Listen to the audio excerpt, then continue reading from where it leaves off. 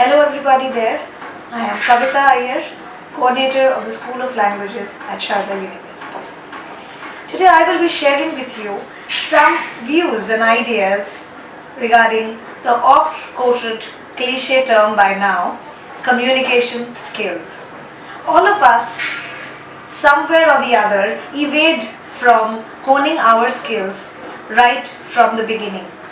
Communication skills is an idea which dawns on us maybe a night before our placement tests. And that is when we realize that, okay, I do not have these skills, and where do I get it from? Or maybe a personality development course would help me.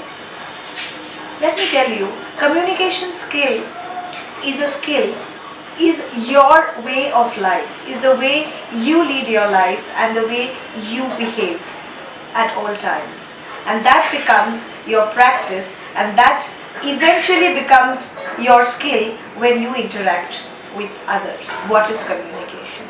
Communication is simply clearly trying to tell the person you want to say what you want in a way that he or she may understand it. Why does it become a skill? Because we have to train ourselves to get out of the comfort zone, avoid using general archaic terms or even errors whenever there is an error in the medium, it becomes very difficult for the person to understand.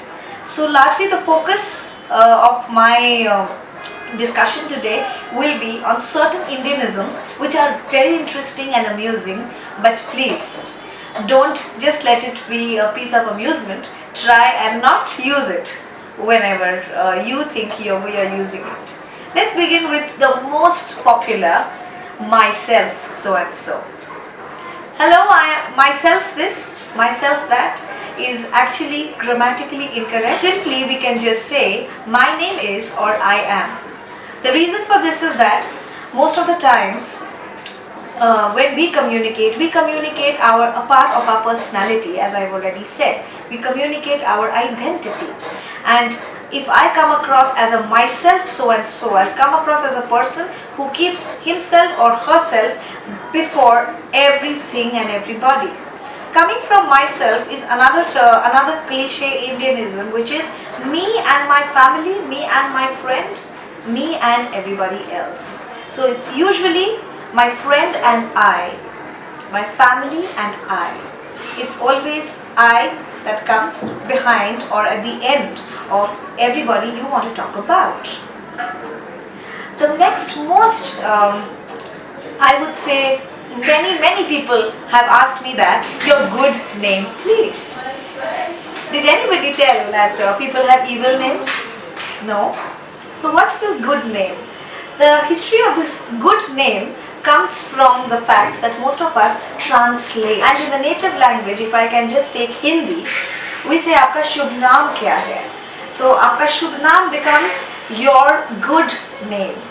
But your good name has no significance in English. And if you were to speak to somebody from another culture or another nation, good name would have no significance. It may also offend the receiver of the message. So next time, what's your name please?